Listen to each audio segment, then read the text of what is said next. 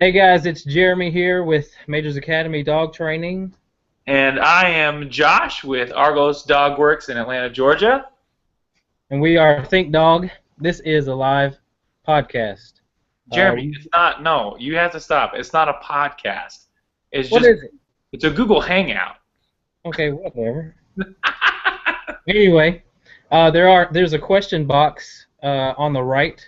If you guys want to type your questions in, we will be glad. We are here to ask or answer any questions that are dog training related. And so yeah, if you're viewing this, ask away. I think we've got a few viewers that are going to ask in specific. Um, but if we don't have any questions, I'll go ahead and I had a question come to me on Facebook, so we can go ahead and answer that question. Okay. Um, I got this question from um, someone who wanted to stay uh, anonymous, and so the question is, how do I get my dog to become less you said less resource aggressive when it comes to the remote and when it comes to shoes? And so I guess we could talk about our resource protocols, Josh. If you want to start it off, and I'll answer with mine as well. Well, just resource guarding in general. I think it's certainly a very scary thing because it's a little bit dangerous. Yeah, I think it really depends on whether it's fear-based or dominance-based. Hmm. Dominance-based would be more, I'm guarding this because I can, and I want to get my way, and I'm going to push you around to get my way. Hmm. And fear-based would be more along the lines of, I'm guarding this because I feel like you're going to take it away from me, which is going to put my life in jeopardy, and that scares me, and I don't want you to do that. So that's more a lack of trust. I know in terms of when it's dominance based. I mean, for me, it's generally my go-to first to kind of try it out and see kind of what the intensity of it is. We put a prong collar on and have a long line, and we just put the food bowl down and let them start to eat the food. And as we approach the food bowl, I mean, obviously I don't stick my hand in there, but I'll have like a stick or something to kind of pull the food bowl away, and I'll say out.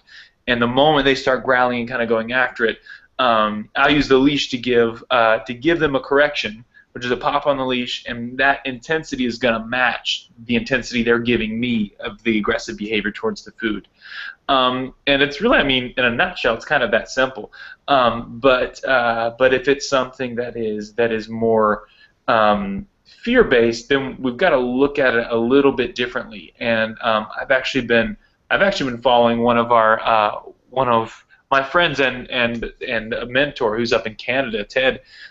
He has a really great protocol for fear-based, and essentially what you do is you take the food and you kind of spread it out all over the floor, and you just kind of and you let the dog go and eat the food, and then you kind of walk into their space until they get to a point where they're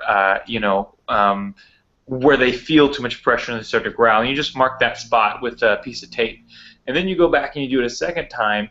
That way you can kind of see how much pressure you can put in before they feel alarmed.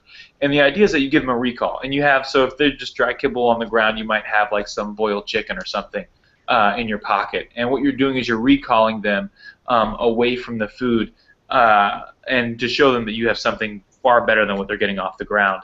And you slowly work your way in and in and in. It's a process, and it certainly can be a very long process, but you slowly work your way in until you get to a point where you can be down there touching the food and everything else, because what you represent is no longer someone who's going to take away something that they need. You represent someone who's going to give a life resource that's even better, and they're going to get more from you versus the dry kibble they're getting on the ground. in a nutshell, that's kind of what we do with resource guarding. Awesome. Yeah, you pretty much hit it on the nail. Um, there's definitely different approaches, and it is based on you know uh, how the dog feels, whether he feels like he wants to or he just feels like he has to. So, yeah, that protocol is pretty close to mine. So we can go on. Seems like we've got a few more viewers now. Just to remind you guys, go ahead and type any questions you guys have on the right, and we will get to them. But it seems like, Josh, that this particular guy I think it was 11 months, so probably be better to predict that this guy was doing it because he wants to do it, so it was more of a like the dominant Yeah. aggression. And so, that's something too, in my opinion, that can be fixed, or not fixed, but improve a lot quicker than fear, because with fear it's a little bit more sensitive. You have to be a little bit more sensitive with the approach. So, yeah, that's great. Well, I actually had, Jeremy, a question come up that I thought was a really good one. And this was actually during a phone consultation with a potential client today. But they were talking about they had a dog who, their dog has some anxiety issues, just general anxiety issues. And what she asked me is, what would be the expectation? What can I expect in terms of, am I looking at just managing this, or actually solving the behavior so that it's non-existent? And I thought that was a really good question. Mm-hmm. Yeah. Yeah, I definitely think so as well. This is something that we were talking about. I was talking with another trainer, Josh, and I think, as far as, because I'm working with this rescue and I'm getting ready to do a seminar for them, and I think one of the big points that I want to make is matching the foster dog with the right foster parent. And in general, just even picking out, this can apply to picking out a puppy as well. Because for me, I have a dog, Tobias, actually. Yep. Tobias is great, but his temperament kind of, and my personality sometimes clash a little bit. So, in picking out puppies and stuff, or even just picking out a rescue dog, I think one of the things I don't see enough of is, if that dog can really match your personality and is okay with you being who you are. Because obviously a young, rambunctious puppy that is a little more stubborn would do a little bit better with a certain type of human personality, and vice versa. So, as far as like my little puppy Mac, I think he's really good with me as an individual, and my personality, because he bounces right back. He's so willing to work. Whereas if I do sort of a correction on Tobias, it affects him a long time, and it's hard to get him back in the groove. Yeah.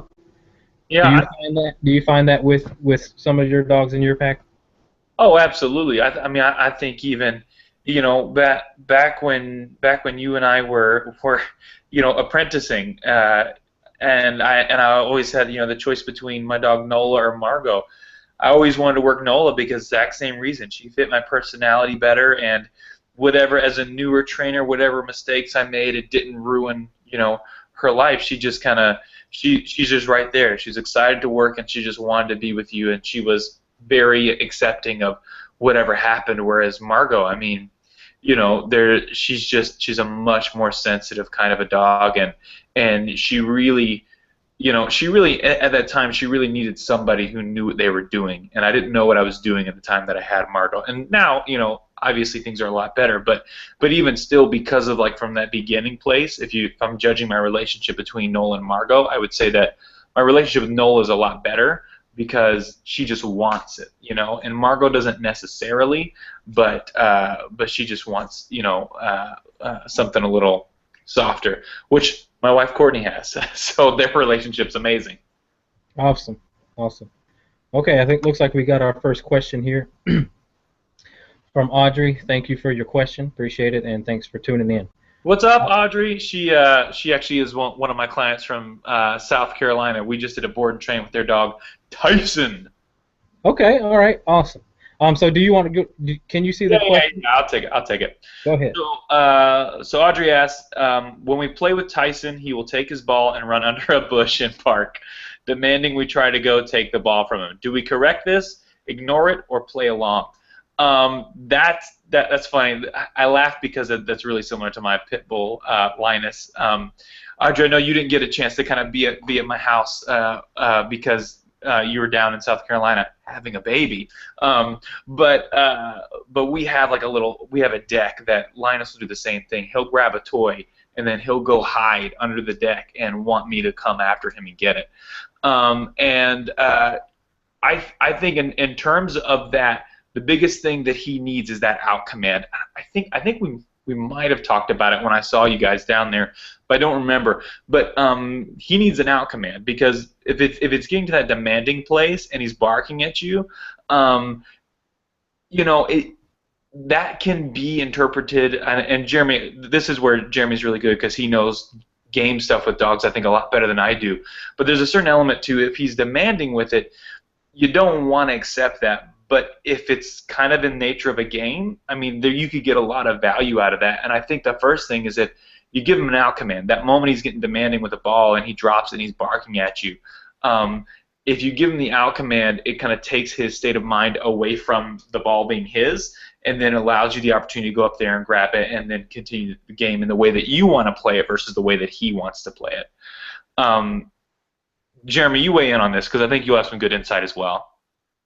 Yeah, it depends on the game that you want to play. If you enjoy, if you enjoy that, go ahead and do that. As far as if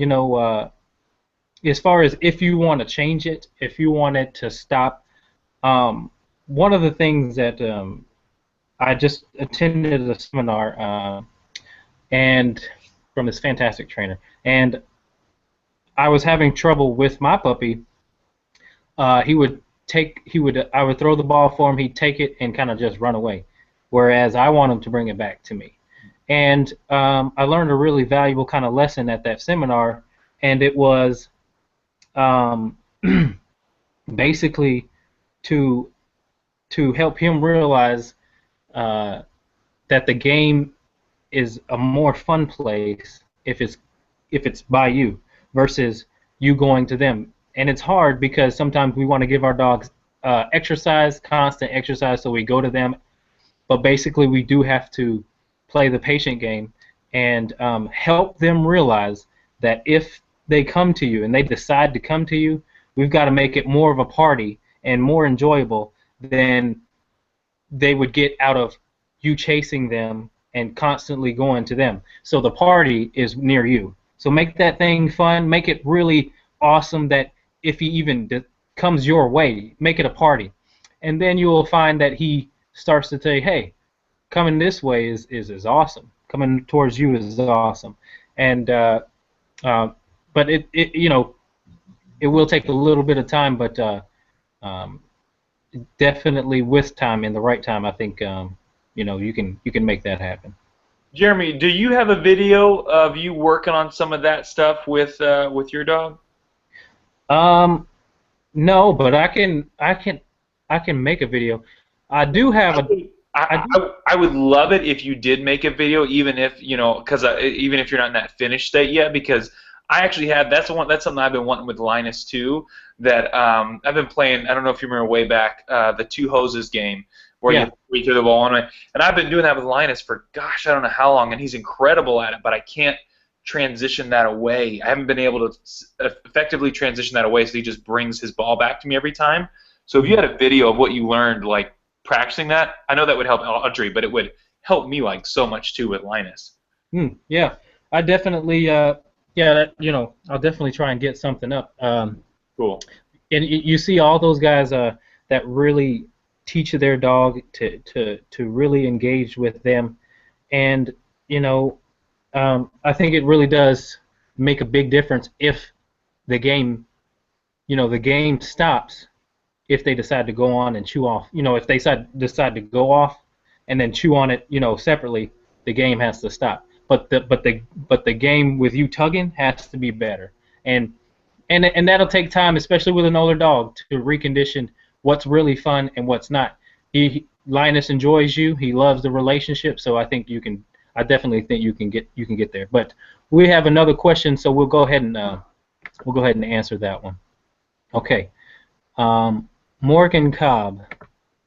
I think. Go ahead. You got it? Yeah. Well, I think it's a two-part question. So it's the bottom box and then the top box. The bottom box is first, right? Or the top box is first? Oh, okay. Yeah. Oh, I see it. All right. How do we introduce Rowdy to children? With adults, we can explain he's in training and to ignore him until he's released from place, and then don't immediately go to pet him when he sniffs you. But small children also struggle with self-control. Yeah. And then it says, during a holiday party, Rowdy was shut in the front office with a glass door, and when children went to the glass, he showed his teeth, and if they persisted to talk to him, then Rowdy would bark aggressively and made 2 girls cry. Oh, God. I don't mean to laugh. I think and he made 2 girls cry. You want to take this one, or should I take this one, buddy? Well, I think that what I would say mostly, Morgan, when it comes to children protocol, the thing is that like you said, with adults you can talk to them and reason with them and tell them these are the rules and they'll follow them. And with children, I mean, it's almost one of those things like it has to be your own children to really have success, or a child that you have a really great relationship with, because in large, the children are just going to kind of do what they want to do. And it's not that, they're trying to be bad about it, but if you look at what children understand about dogs is the Disney movies, all of them are super nice, all of them are loves, and they just want your affection. And the problem is that, while that may not, I'm sure with a lot of dogs it's okay, but the problem is that when that happens, they don't, when the kids come up and they start giving them all that love, there's a certain, fear that isn't built into the children like it's built into the adults. Like we know, oh, there's a dog, let me go pet it. Oh, it's giving me that shifty eye, or it's looking really stiff. I'm not going to go up on the dog. Children aren't going to see that. And so they're just going to rush in and do it, and that's how children get bit. And it's not really up to us giving children rules and saying, okay, now you understand and now you can handle being around dogs, as much as it is us giving children specific rules. For me, it's always, if the dog is in place, you leave it alone. You don't touch it. And if anything, and if I feel like my dog is ready for it, I might say that you can sit next to my dog, but you can't do anything else to it. Just give them really clear rules. I always tell my clients who have children, they say, well, how do I reintroduce my dog to the children? I always say, gosh, make it a really great learning experience, or sort of structure thing, and say, if you want to spend time with the dog, sit on the floor next to them while they're in place and read a book. And if we let you, you might be able to reach your hand out and just kind of gently stroke them down the back in a really calm, relaxed way. Because that's what the dogs need, because children are unpredictable and they don't really know how to read them, and they need to see them be very consistent. And if they're very consistent in something, then they'll naturally get used to them a lot better. But if you're in a situation like, especially the holidays, and there's a lot of kids running around and you don't have the kind of relationship where you can step in and say, no, don't do that, don't put your dog in a situation, because that's not an effective training situation for you to even approach or try to make something happen. Yeah, I think you hit the nail on the head with that one too. When it comes to children, you definitely have to advocate for both parties.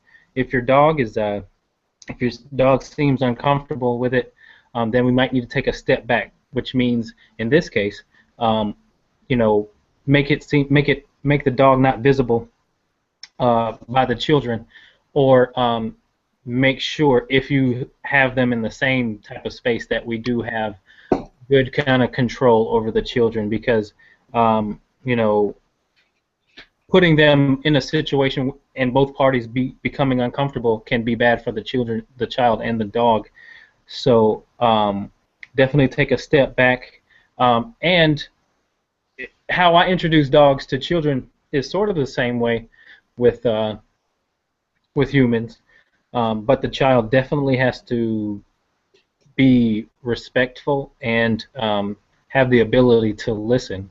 Otherwise, I'm not going to put my dog in that situation, because your dog clearly seems to be uncomfortable with children that don't really have that self-control. So put the dog up, like Josh said. I think the best situation in that regard would be to put the dog up and go from there. If you can find a child who can have that really nice, calm energy, then that might be a place to start.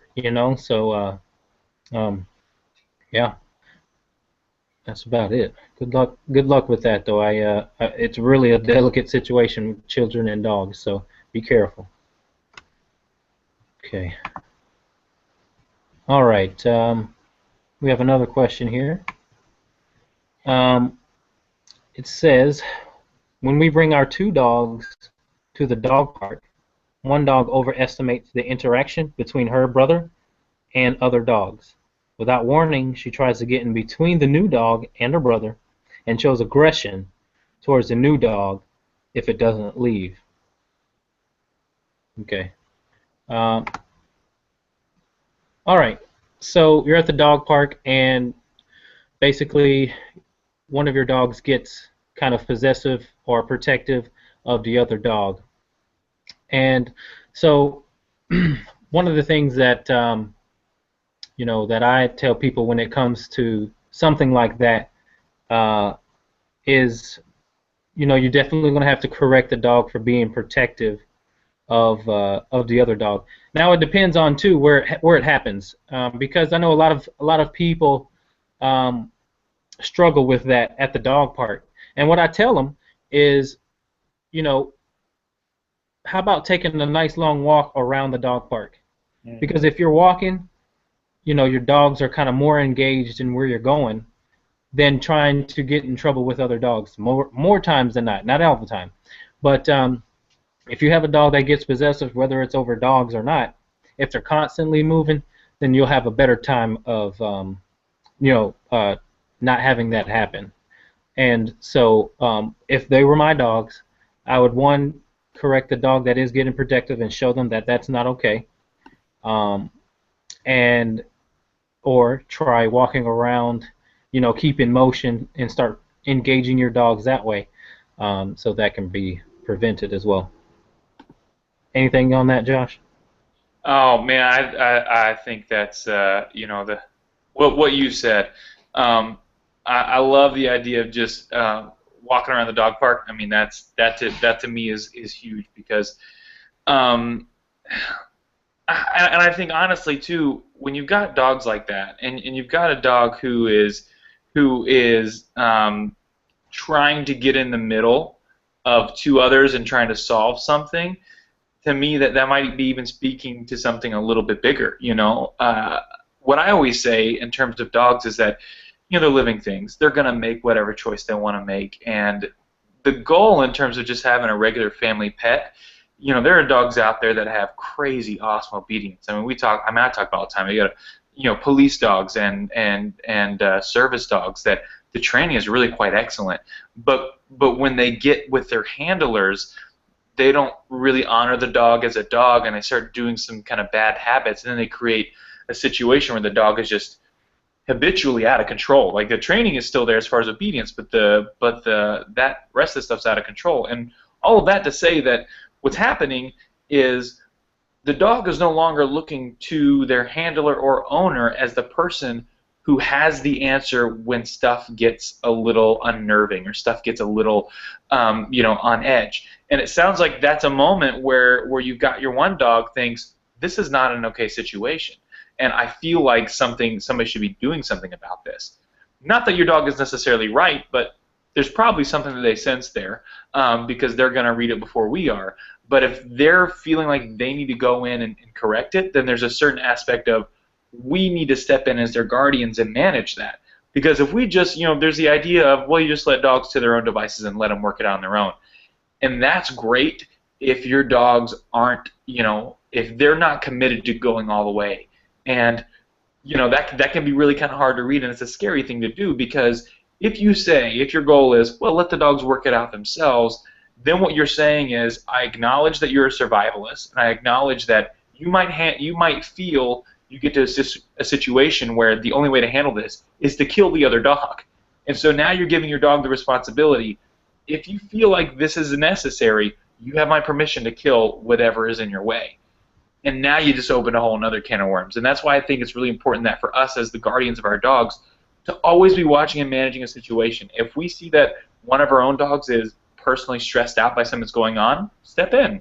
Advocate for them. Let the dog that's scared kind of give them some room and usher the other dogs away. Or if you feel like another dog is being a little bossy and getting in between stuff and you don't personally see a problem with it, go talk to that dog. Let that dog know. You shouldn't be getting in between those two dogs. You're being a little over analytical of the situation. You need to take a step back and calm down. Awesome. Okay, guys, I think we got a few more viewers. If you don't know, go ahead and type your questions to the right, and we'll answer anything. Even if you have multiple questions, you're free to go ahead and ask those, and we will do our best to answer them. Okay. Our next question is, I think this is the same question. Wait a minute. Yeah, we already did that one. Okay. All right. Well, I wanted to talk to you a little bit more about that the tug game too. So yeah, please. You said, Josh, when you're with Linus, you're using kind of the two toy protocol to get him to come. So here's kind of like with that whole thing. Here's where I'm at exactly with Linus. So I can take, if I've got two balls, I can throw it. He'll grab it, bring the other one back. I say out, drop. I'll throw the other one, and it's this back and forth. I always have a ball in my hand. I can throw it. He'll go get it. I have another ball that I'm shaking. He comes to me and out it. We can play tug like crazy, and he loves that. You've seen. I can take him up, swing him around, and then when he gets that, when I get that out command, he'll let go. But the second I let go of the toy and I don't have anything else for him, he goes and hides under the deck. He goes and hides under the deck. Huh? Well, not hide, but that's just like his place. It's like going to a crate. He'll go into his own personal space and just chew on it. Mm-hmm. And then if you leave him be there, what, he continues to do that? He just continues to lay there? Yeah. Uh-huh. Like that's where, like, if I give him the recall, he doesn't care. He'll keep chewing on it. And I'm honestly, I haven't done the work to make that recall really solid, but it's not like what I'd like is what you're saying is I want him rushing to me with a toy to say grab it again and let's play more tug. But he would, the second I let go, he says, oh good, now I can just go do my own thing with it. Yeah, I know a little bit of what you're talking about, because my puppy does sort of the same thing. But also Linus, he always, we both know he really likes to chew on it, and he's intense about it. So you might have a little bit of a challenge there, but I think I'd really just want to get in front of him and see what he's like. Because with my puppy, we were just playing in the dog park the other day, and what I did was I threw the toy, and he went and grabbed it, and one of the things that the guy told me, the trainer, was never to become active until they are active. Okay. When they decide that they want to engage, then you engage in the party right away. And instead of you trying to make the party, let them decide that they want to party, and then you say, okay, let's party. So I was throwing the ball for Mac. or the tug toy for Mac. And after I did that, I knew he was just going to grab it and run in circles, and then go lay down somewhere. So I just stopped for a long, and it took a while. I just stood there. He kind of looked at me, and was thinking or whatever, and he just decided to start running towards me. And then that's when I threw my party. I was like, blah blah blah blah blah. If you do make this choice to come to me for the party, I'm gonna make it a really good thing. But I think a lot of people do kind of go wrong, and I did it too. Is I wanted to initiate the party. Yeah, exactly. And if they expect that you initiate it, then they won't kind of, they'll be less likely to give back. But if there's nothing, no feedback after that throw, then they'll get to think, all right, this isn't as fun as if I decide to be active with you. Cool. All right. I like that. I like that. Letting them kind of come to you. That's certainly. I mean, that's certainly a waiting game. That's going to require a lot of patience. But yeah, I'm going to try that. I like that. Well, you remember that video I did with that Doberman puppy a long while? Yeah, I have to go back and watch it again because it's been a bit. But yeah. Well, yeah, and it has some of the same principles, but it like, again, it is tough because you want to continue to play with your dog, but you have to sacrifice not playing for a while if he decides that whatever he's doing is more fun than actually engaging with you. Yeah. So anyway, Josh, did you have any questions on your Facebook, via Facebook, email, or anything like that? Yeah, I had a. I don't know if she's tuning in right now, but Marcia, who I've been helping her through email, she's in Kentucky. I think Lexington, but I don't remember. But we've been kind of talking over the holidays. She's got a new dog that has some pretty intense cat stuff. Really, prey drive gets ignited, and she is going a little nuts to get the cat. I mean, she said there's one time where Raisin was in the crate, and the cat walked by, and she was banging around and shaking the crate to the point where she peed because she was so excited to try to get after it. So I mean, that's a pretty huge one. So I mean, again, I feel like you would have better advice than I would about that, Jeremy, in terms of dealing with prey drive. Oh, the dog is prey driven over the cat? Yeah, I mean, my advice was working to have a better relationship, again, like in the foundational stuff where they go to you, but also going back to place and that impulse control and kind of bringing the cat around when you've got that place down. Well, let me tell you what I learned kind of just recently was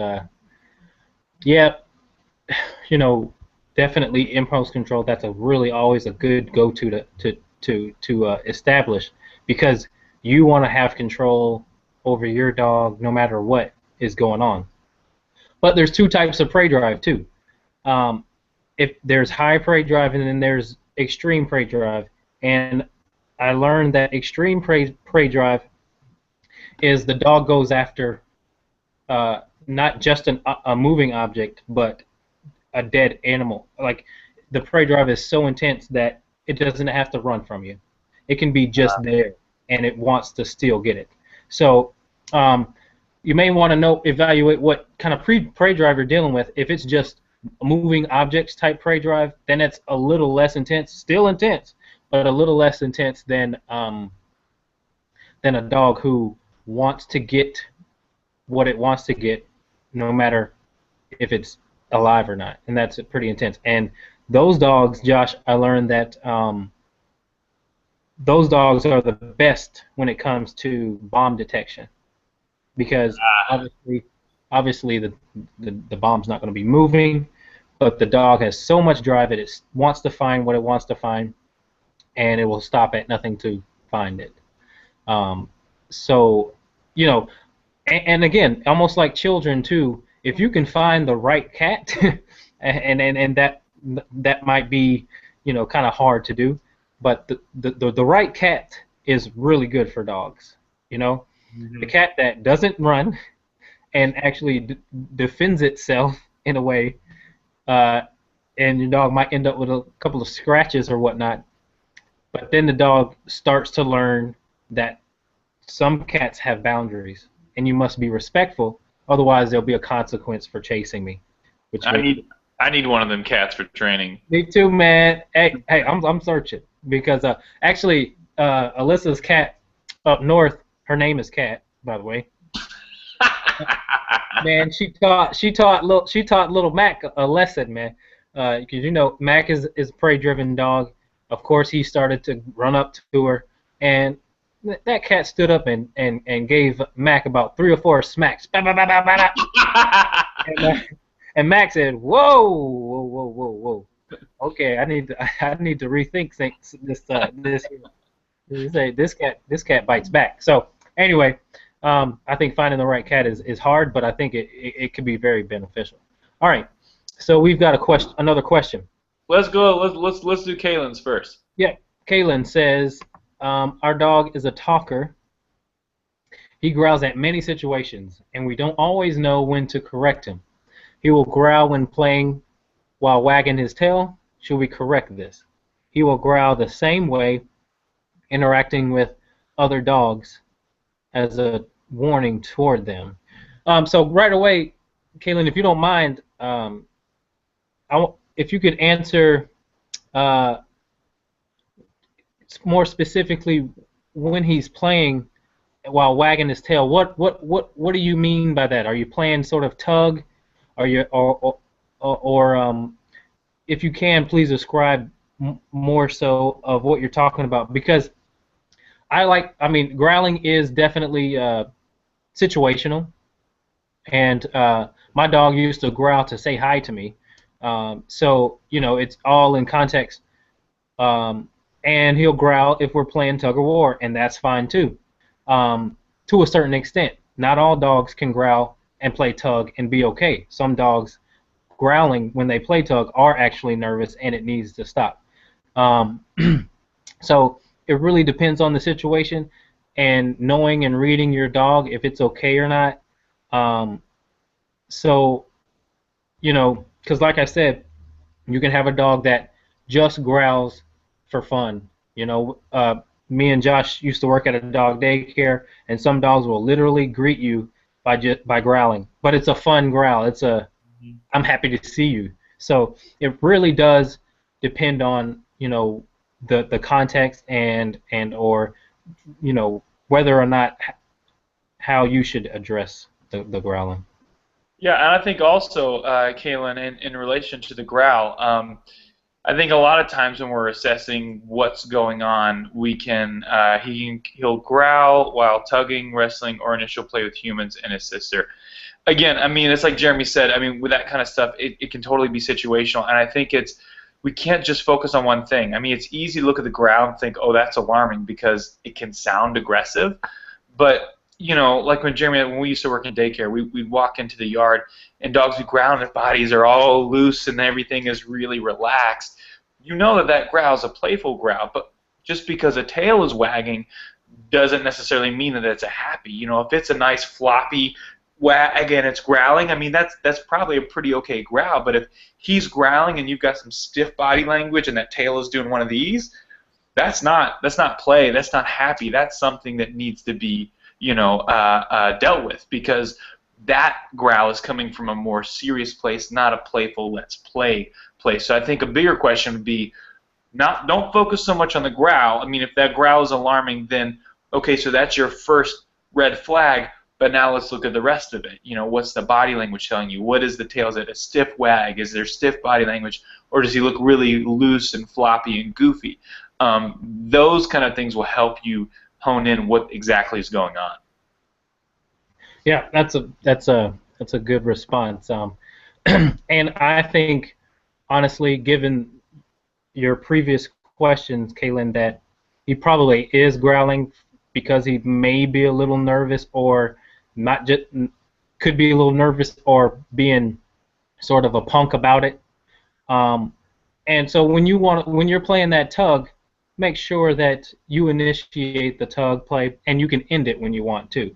You know, uh, sometimes when dogs are being overbearing or when they're nervous, they do need just that a little bit, that assertiveness, so that it can structure that play.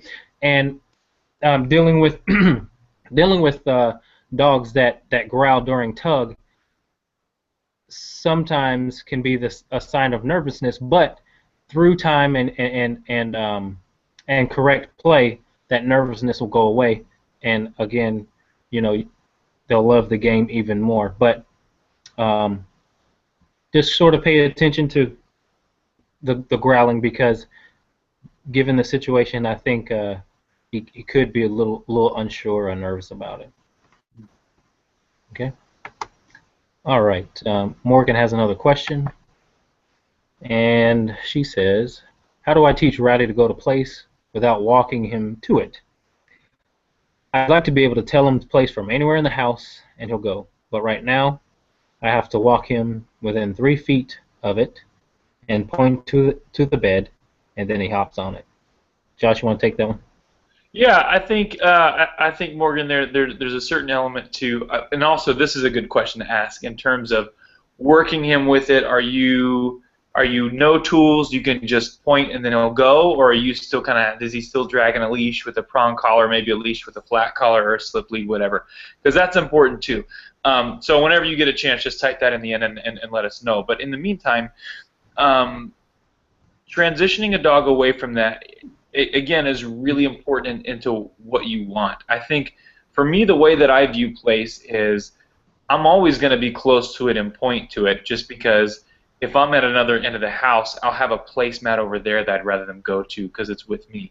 And I'm generally not good. For me personally, I'm not going to want to be on the other end of the house and say place and then them rush to it. But if that is what you're wanting, if you're wanting that kind of thing, what you're hedging away from place as just sort of a home base for the dog to go to for situational reasons. And you're going more towards something that you need to look at as like a trained obedience behavior, because that kind of thing is something that I'm sorry, I'm losing my words. That's a little more specific in what you want from, which is perfectly fine. If you want that, that's great. But I think that you need to make, I would honestly want to make place a little bit more of a higher value thing, because what you can, the way that we teach it, we use the leash, we guide them, we're there with them the whole time. But if you want to be in another room and say place and them go run to it, you got to give them a better reason to go there versus you just telling them, because they need to want it if they're going to do something like that. And maybe that's feeding him on his placemat. When we initiated with leash and treats, no e-collar. Now we just walk him there, and if he gets off when he gets corrected, then he gets corrected. No leash, no treats needed anymore. Okay, so that's good. So that means that you are, in terms of place in the game, he understands that he's certainly in a better place about it. But again, if you want to be able to do that, he needs something of high value for getting that. I mean, he needs some sort of bigger reward other than just praise to do something. I mean, I don't know how big your house is, but I even just think about mine, and it's small. There's a lot of corners. Whether it's feeding them, whether there's some sort of a treat involved. I mean, you could even break out a clicker and mark it and be even more specific. That would kind of give you that. But in terms of, I think realistically what you want, those kinds of things I don't think is going to help you in terms of getting place when you actually need it. That would just be more for fun, to say that I can be another end of the room and say place. But if you were like, I'm in the kitchen doing dishes and I want his place to be like down in the basement and I want him to leave and I want to say place, you can certainly make that happen, but I think that the reliability of that is going to be low, because it's a lot to ask for a dog to kind of say place and then go all the way over there, and you actually believe that they're going to do that and stay there. I mean, you can certainly do it. It would just require a ton of training to get it. I think it'd be a lot easier just to have a placemat in the room that you're in, and if your dog's getting all up in your business and you need them to go away, put them in place in the room that you're in. I think that's probably a lot easier solution. But I think it really depends on what you actually want out of place. Yeah, I agree. I agree with that. Definitely depends on what you want and how you want it. Because for me, with my dogs, I want to have the ability to leave them in place and be able to walk anywhere in the house. But say if they're on the other side of the house with me, I don't necessarily care to just walk them to close to the bed in say place and then they stay there. But not to say that that's not attainable, because it definitely is. But like Josh said, you're definitely gonna have to make it more of a fun thing for them, so they can really want to go there. So say if you have your dog in your bedroom, and you want them to go to place in the living room, and you say place, they're through a lot of time in training, it can happen. But it definitely, I think you'd have to make it more of a fun type of game in order to achieve that. Okay. Cool. Jeremy, Awesome. I think that's our show, man. We just ran out of time. Yeah, absolutely. Yeah. Well, thank everybody for coming in, tuning in, and watching. I hope we helped you guys out. Again, we do this every other week on Tuesday at the same time, 8 o'clock Central Time and 9 o'clock Eastern Time. So please come back with any other questions that you have. Thank you for all of your questions, and yeah, I think that about does it. Yeah, and guys, I was just thinking about this too. The other big thing, you're very welcome, Morgan, and everybody who's watching. We're so glad that you're tuned in. But if over the next 2 weeks, if you've got a question that pops up and well, I'm probably not gonna be able to catch that next one, or I have a commitment, I can't, be there for the show, just shoot us in an email. Just leave it, leave the question on one of our Facebook walls. Send us a message or something, because then we can answer it here in this forum, and then when you have time, you can go back and rewatch the show and see where we get it for you. But it was a pleasure as always. I love doing this for you guys. It's a lot of fun for us. I know. Absolutely, and the best part about it is too, a lot of people struggle with the same things. So getting your questions out there helps everyone that is watching as well. So once again, thank you guys for asking your questions, and we hope to see y'all next time. All right, guys. See you later. Bye-bye.